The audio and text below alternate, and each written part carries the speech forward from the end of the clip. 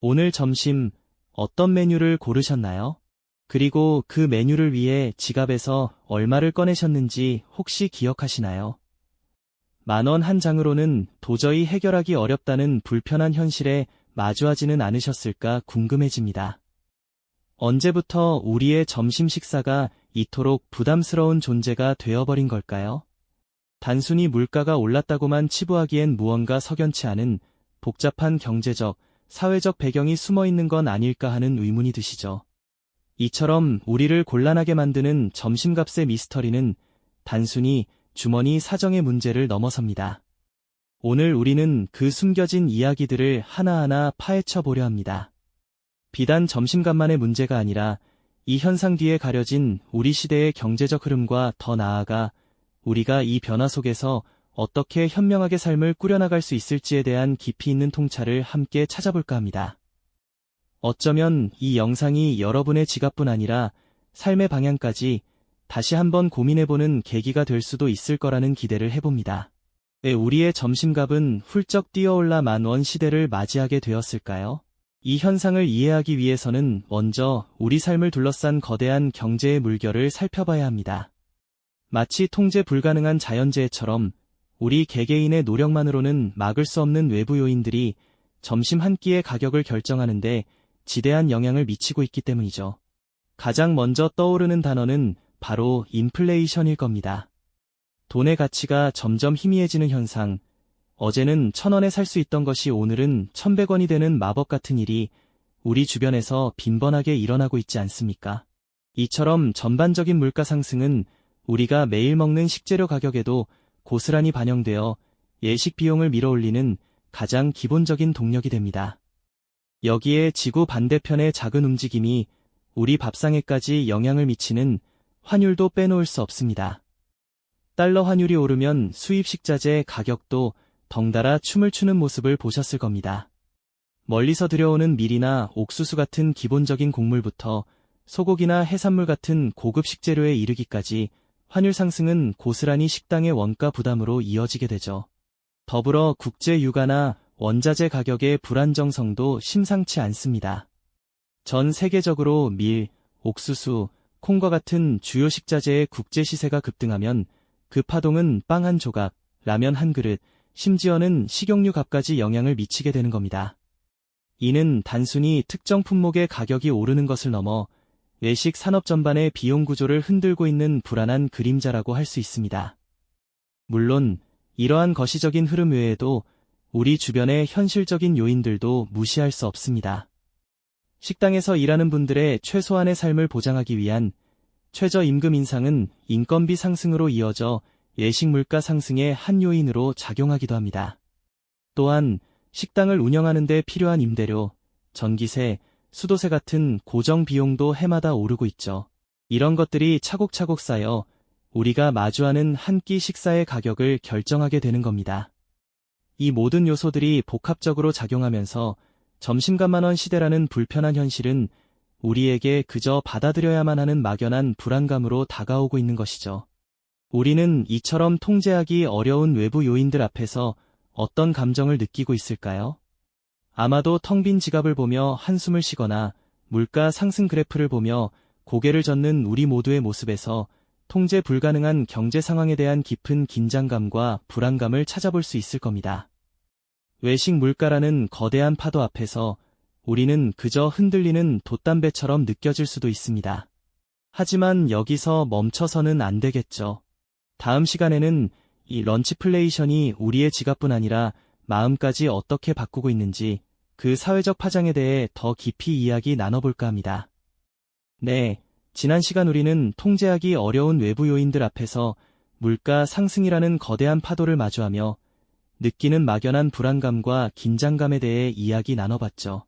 점심값 10,000원 시대가 단순히 경제적인 현상을 넘어 우리 삶에 어떤 그림자를 드리우고 있는지 그 사회적 파장에 대해 더 깊이 들여다볼 시간입니다.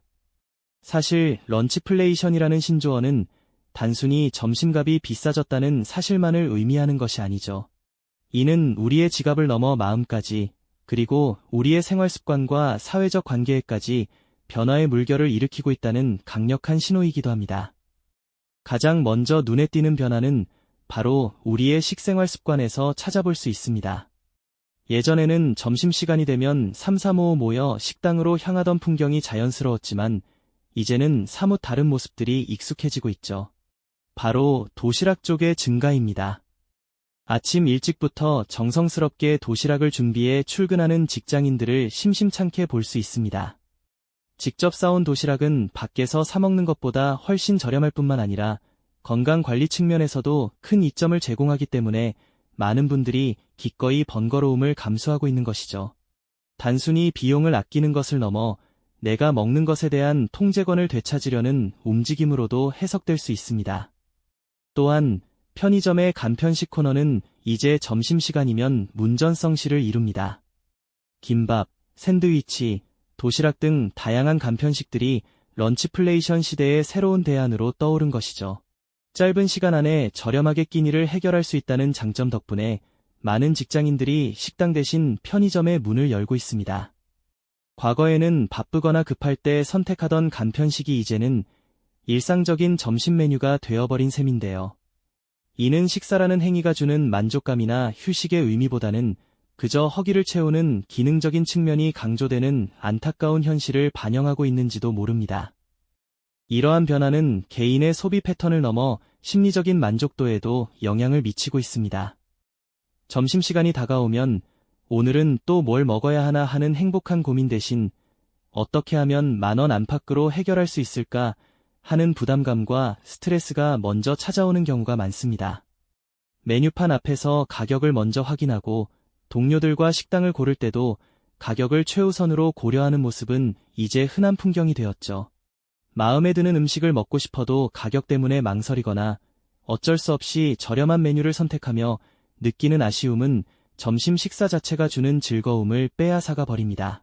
한 끼 식사가 주는 소소한 행복마저 경제적인 압박감에 짓눌리는 듯한 기분이 드는 건 비단 저만의 생각은 아닐 겁니다. 더 나아가 런치플레이션은 우리의 사회적 관계에도 미묘한 변화를 일으키고 있습니다.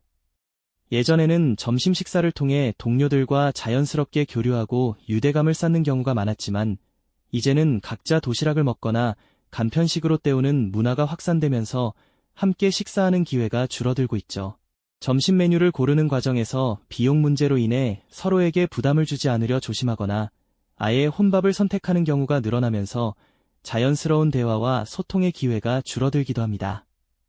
이는 단순한 식사 문화를 넘어 직장 내 팀워크나 사회 구성원 간의 유대감 형성에도 장기적으로 부정적인 영향을 미칠 수 있는 부분입니다.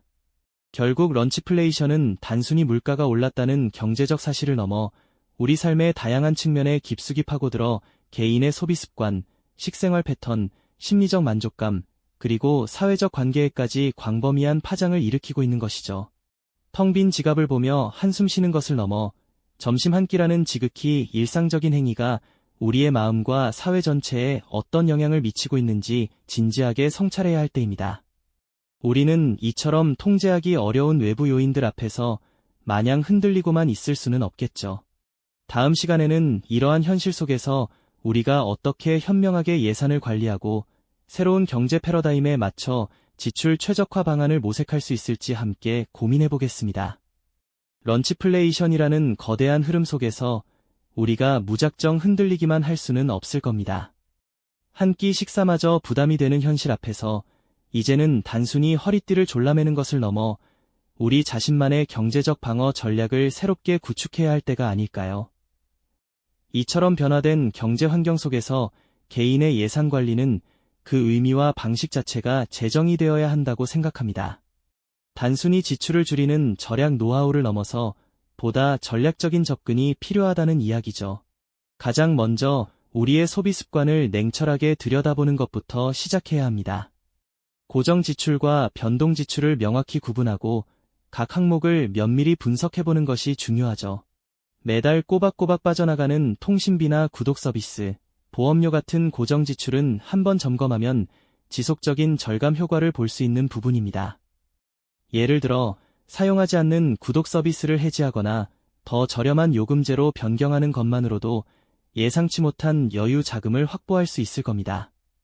반면 식비나 여가비처럼 매달 액수가 달라지는 변동 지출은 철저한 기록과 계획을 통해 통제하는 지혜가 필요합니다. 가계부 앱이나 스프레드시트를 활용하여 지출 내역을 꼼꼼히 기록하고 주간 또는 월간 예산을 설정하여 목표를 세우는 것이 큰 도움이 될 수 있습니다. 특히 점심값처럼 매일 발생하는 지출은 작은 금액처럼 보이지만 한 달이 쌓이면 결코 무시할 수 없는 큰 비중을 차지하게 되죠. 무심코 지출되는 변동 지출의 틈새를 메우는 것이 바로 예산 관리의 핵심이라고 할 수 있습니다. 이 과정에서 우리는 단순히 가격 대비 성능만을 따지는 가성비나 만족감을 중시하는 가심비를 넘어 진정으로 나에게 가치를 주는 소비가 무엇인지 고민해보는 가치비 소비를 추구할 필요가 있습니다.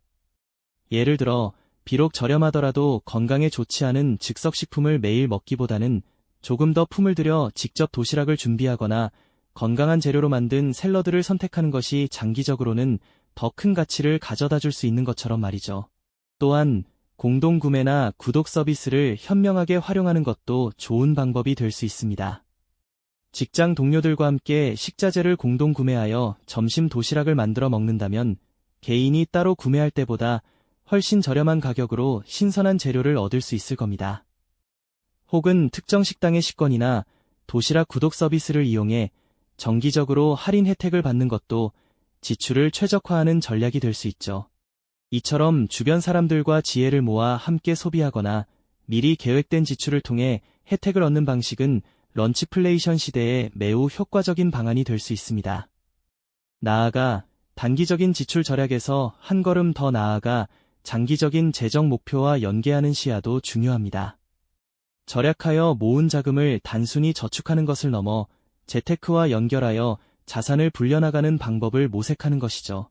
예를 들어 매달 점심값에서 아낀 소액을 꾸준히 투자 상품에 넣는다면 시간이 지남에 따라 예상보다 훨씬 큰 자산 증식 효과를 얻을 수도 있습니다.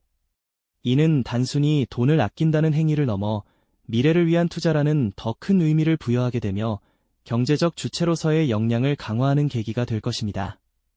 결국 점심값 1만 원 시대는 단순히 물가가 올랐다는 경제적 사실을 넘어 우리 사회 전체의 소비 문화와 우리 개개인의 경제적 주체성을 새롭게 정의해야 할 중대한 전환점이라고 볼 수 있습니다. 단순히 허리띠를 졸라매는 것을 넘어서 나의 가치관에 맞는 소비를 선택하고 주변의 공동체와 함께 지혜를 모으며 장기적인 재정 목표를 세우는 것이야말로 이 시대의 진정한 생존 노하우가 아닐까요? 막연한 불안감에 휩싸이기보다는 자신의 소비 패턴과 가치관을 돌아보고 능동적으로 이 시대에 대처할 수 있다는 자기 효능감과 희망을 가슴에 품어야 할 때인 겁니다. 오늘날 점심값 1만 원 시대는 피할 수 없는 현실이 되었습니다. 하지만 이 현실을 우리가 어떻게 이해하고 또 어떻게 대처하느냐에 따라 우리의 삶의 질과 미래는 얼마든지 달라질 수 있습니다. 이는 단순히 돈을 아끼는 문제를 넘어 제한된 자원 속에서 무엇을 위해 어떻게 살 것인가를 고민하는 깊은 지혜의 영역에 속한다고 말씀드리고 싶습니다. 오늘 저녁, 당신의 식탁은 과연 어떤 의미를 담고 있을까요? 우리는 이 질문에서부터 새로운 경제 생활의 지혜를 찾아야 할 것입니다. 이 영상이 도움이 되셨다면 좋아요와 구독 부탁드립니다. 여러분의 응원이 제게 큰 힘이 됩니다. 다음 영상에서도 더 유용한 정보를 공유하겠습니다. 감사합니다.